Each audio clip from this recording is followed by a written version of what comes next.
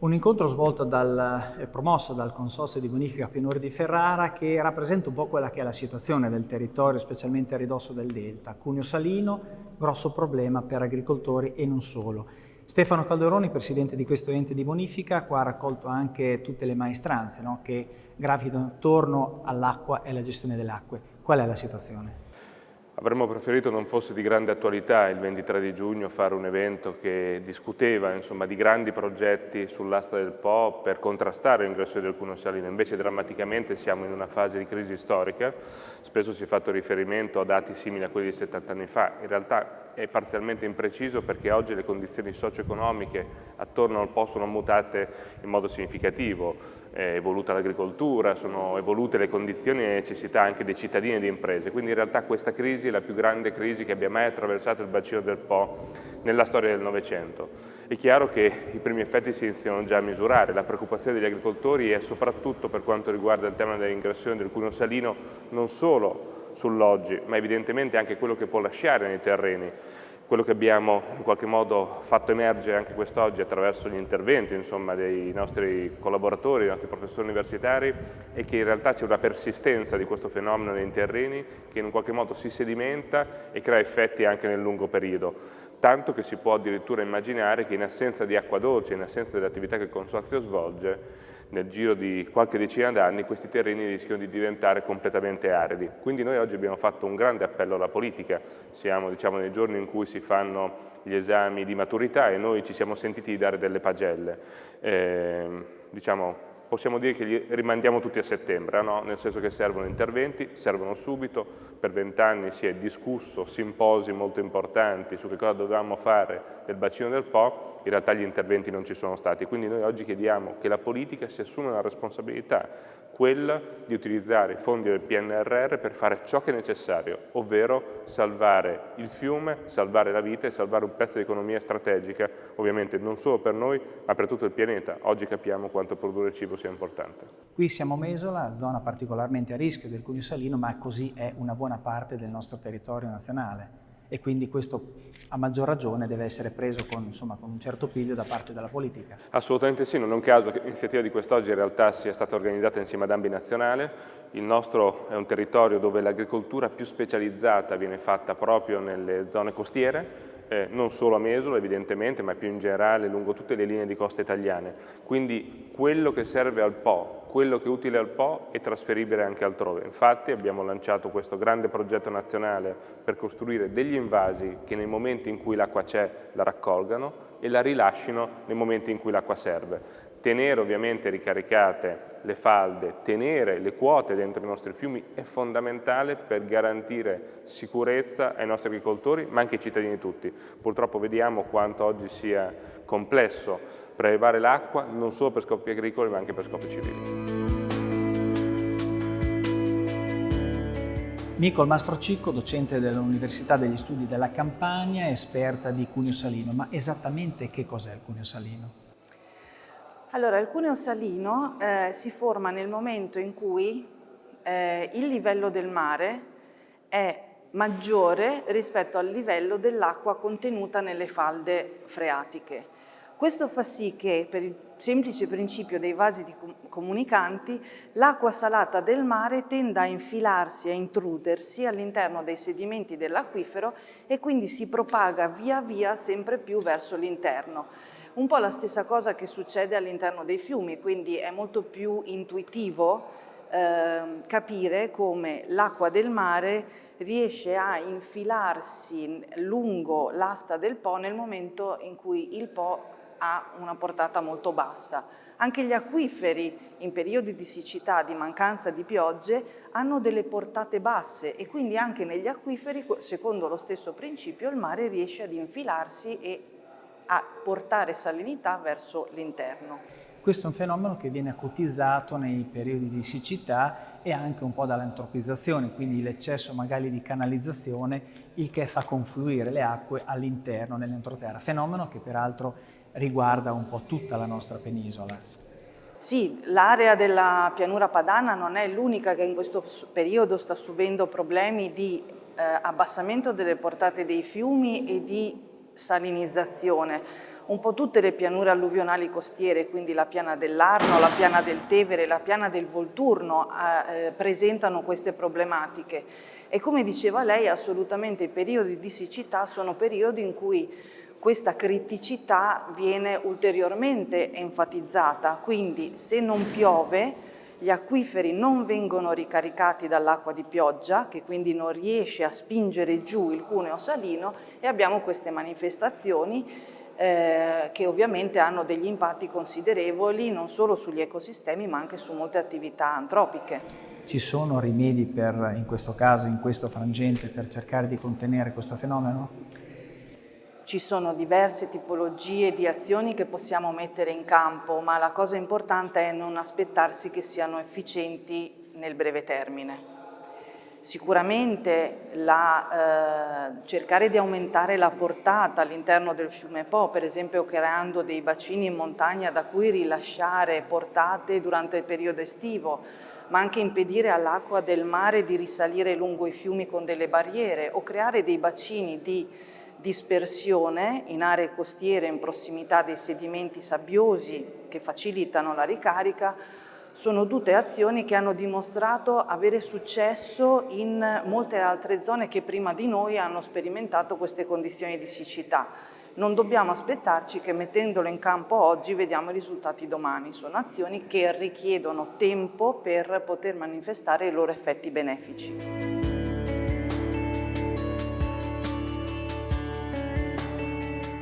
Presidente Vincenzi, la situazione è critica qua come è critica in tutta Italia, insomma dal suo punto di osservazione, quindi come Presidente nazionale delle bonifiche, quali sono le criticità che sono simili a quelle diciamo della pianura padana, ma soprattutto cosa si può fare in una situazione di questo tipo, o c'è una sorta di sentimento di impotenza di fronte alla mancanza di pioggia? Guarda, la situazione è critica in tutto il Paese. È chiaro che ogni giorno che avanza sta progredendo questa situazione di criticità, oltre che il bacino del Po, andando verso il centro. La dimostrazione concreta è che dove abbiamo più infrastrutture, e in questo momento il sud è più infrastrutturato del nord rispetto al trattenimento dell'acqua, entreremo in crisi molto più tardi rispetto a quello che stiamo entrando nei paesi, nelle regioni del nord Italia. Allora, rispetto a questo, oltre a non sentirsi impotenti di fronte al fatto che non riusciamo oggettivamente a far piovere, però dobbiamo avere il coraggio di affrontare il tema con lungimiranza. È l'unico modo per andare ad alleviare questa situazione, che non sono nient'altro che il frutto dei cambiamenti climatici, che è tanti anni che ne stiamo parlando, sono anni che stiamo dicendo che i cambiamenti climatici avrebbero nel tempo creato queste situazioni di mancanza di pioggia e di aumento delle temperature. Magari pensavamo che fossero un pochino più allungati nel tempo rispetto alla velocità che si stanno verificando, ma questa era una certezza che sapevamo che sarebbe successo. E oggi purtroppo dobbiamo accelerare su quello che sono le infrastrutture che servono al Paese in questo momento. L'unica soluzione che abbiamo rispetto alla tenuta di un sistema in modo globale, sia all'interno del bacino fluviale, ma anche all'interno del bacino idrografico che il fiume compone, è la costruzione e la realizzazione di un piano di invasi di piccole, medie e grandi dimensioni, ma sparso su tutto il territorio nazionale, che ci permette di trattenere l'acqua quando piove e distribuirla quando ne abbiamo bisogno. Il problema non è solo ed esclusivamente agricolo. Il dibattito non deve essere un dibattito agricolo, ma deve essere un dibattito che mette al centro quella che è la sicurezza dei territori all'interno, ad esempio, del bacino padano. Noi non possiamo pensare che oggi sia un problema dell'economia agricola. Se oggi la situazione che si sta verificando nel Po continuasse, e purtroppo ci sono tutte le condizioni perché continui questa situazione, perderemo il 40% dell'agroalimentare italiano. Un agroalimentare italiano che andrebbe a incidere nelle tasche dei consumatori, perché non avremo più la dipendenza, l'indipendenza alimentare, ma ci dovremmo andare a approvvigionare all'estero con l'aumento dei costi e quindi con grande aumento dell'inflazione, che creerebbe disparità anche di possibilità di acquistare cibo ai consumatori. Per noi quello del piano Laghetti è una delle risposte positive che anche in un momento dove autosufficienza alimentare, autosufficienza energetica ed economia bellica ci metterebbe sulla pista di dare delle risposte anche su questi tre grandi temi, che non sono temi italiani ma sono temi che coinvolgono tutta l'Europa e anche il mondo. Presidente, in questa emergenza idrica ci sono anche conflitti che sono così alimentati dalla scarsa disponibilità, e quindi anche gli agricoltori che a volte insomma possono essere così trasportati un pochettino da litigiosità per appunto attingere l'acqua dai canali di bonifica, visto che comunque si dovrà ricorrere alle turnazioni perché appunto c'è poca disponibilità. Questo è anche un altro problema. Questo è il tema del rapporto tra gli agricoltori, è un tema che è l'ultimo pezzo dell'anello della problematica, perché è chiaro che in un momento di emergenza non si vive in pace, ma si vive di conflitti. O cosa che è la cosa più sbagliata per gestire l'emergenza. Allora il tema del rapporto tra agricoltori e tra consorzi di bonifica e agricoltori è il tema finale del problema, ma se pensiamo al grande rapporto con i paesi vicini, se pensiamo alla Svizzera con il Lago Maggiore, se pensiamo alla Slovenia con i grandi laghi dell'Isonzo piuttosto che i fiumi del nord-est, se pensiamo al rapporto tra le regioni, oggi c'è un grande conflitto e non viene riconosciuto all'autorità di distretto come elemento di confronto e di concertazione delle azioni da mettere in campo. Allora, anche da questo punto di vista, il Paese deve fare un salto di qualità perché è previsto dalla Costituzione la sussidiarietà dei territori e questo il Paese deve mettere in condizioni agli addetti della gestione di questo e le competenze sono chiare. Abbiamo le autorità di bacino che pianificano, le regioni che programmano e poi abbiamo gli enti attuatori. Ecco, all'interno di questa filiera deve essere messa in condizioni per decidere in modo imperativo sempre e non solo in emergenza quello che è il comportamento di tutti, da monte a valle. Se aspettassimo lo stato d'emergenza, l'intervento della protezione civile, il giorno che arriva il decreto e la possibilità di fare queste azioni sarebbe troppo tardi, ormai il danno sarebbe già creato.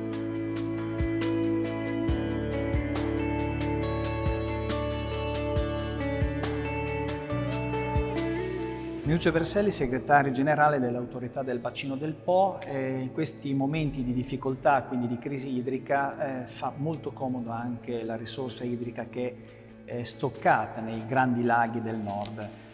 Diventa però un problema perché comunque chi gestisce quell'area e chi gestisce questi fiumi non vuole rilasciare, quantomeno ha difficoltà a rilasciarla. È comprensibile che ci siano anche delle implicazioni dal punto di vista, diciamo, turistico, perché è un turismo che vive di questo, però è un bacino, sono bacini importanti perché comunque consentono non solo un'irrigazione ma anche una biodiversità che viene preservata. Cosa succede?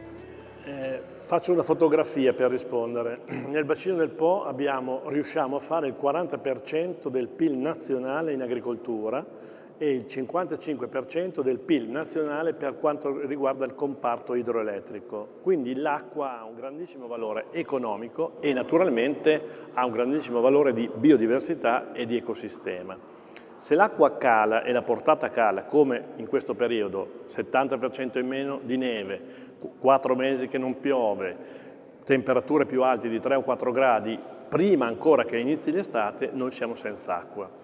Quindi ci dobbiamo ispirare a un concetto, a mio parere, di sussidiarietà e di cooperazione tra i territori di monte e di valle, e proprio perché lei faceva riferimento ai laghi, il serbatoio, il magazzino, il giacimento che c'è nei laghi deve servire per tenere una portata dignitosa per evitare danni irreparabili, ma non perché ce lo chiede soltanto la Comunità Europea che ci può indicare un'infrazione se non mettiamo in campo tutte le azioni, ma proprio per evitare che il cuneo salino possa entrare ancora di più e creare dei danni irreparabili, oppure che i potabilizzatori di 750.000 persone che abitano tra Ferrara, Rovigo e Ravenna possano andare in crisi e non abbia l'acqua per addescare le pompe che portano l'acqua al potabilizzatore. Quindi perché noi chiediamo l'acqua ai laghi?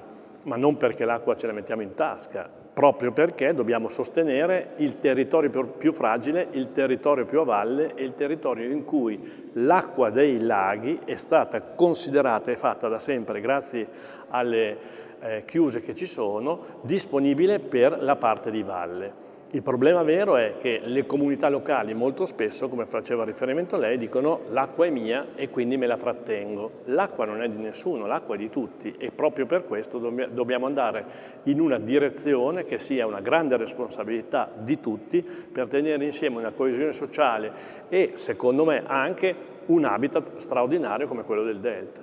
Cosa si può fare per sbloccare questa situazione? Bisogna intanto insistere sulle deroghe e continuare ad abbassare il livello dei laghi in emergenza anche oltre il livello che conoscevamo. Questo ci consente di derivare acqua, bisogna limitare i prelievi per l'agricoltura si lamenta, avrà dei danni, ma con lo stato di emergenza questi danni dovranno essere ristorati, non possiamo assolutamente bloccare l'idropotabile perché il danno sarebbe davvero ciclopico.